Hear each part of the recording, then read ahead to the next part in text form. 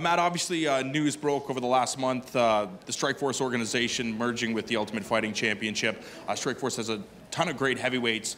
Do you look forward to possibly meeting them down the road? Yeah, most definitely, man. I think that as a competitor, I think a lot of the Strikeforce had a deep heavyweight division.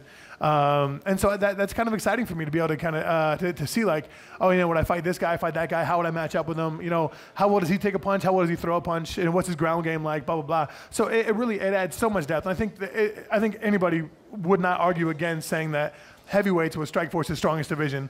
And so bringing them over only adds, a huge race for the belt now. So I think that's awesome.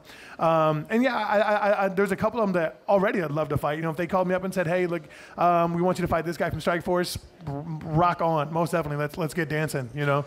Who are some of the guys that, outside of your academy, that you watch and you say, hey, I like this style, I like this wrinkle of his game, I'd like to add that into my arsenal? Who are some of the guys that you enjoy watching? Let me think. Honestly, I pride myself on being a student of the game. I love watching Dominic Cruz, like I've said before. I love his athleticism and how nimble he is, you know.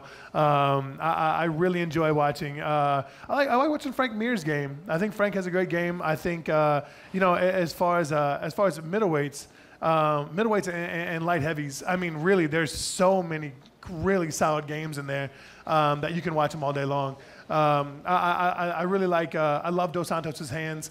I really like Anthony Johnson's overall game. I think that Thiago Alves, the latest Thiago Alves that came out, is just a killer. I mean, I think he looks fantastic. And so, across the board, I think a lot of them, I really, but almost in everybody's game, you can pick something out that you really like, except for a couple guys, you're just like, I'd rather fall asleep than watch this guy fight. But like, other than that, like there's almost everybody you see there, you can pluck things out of them.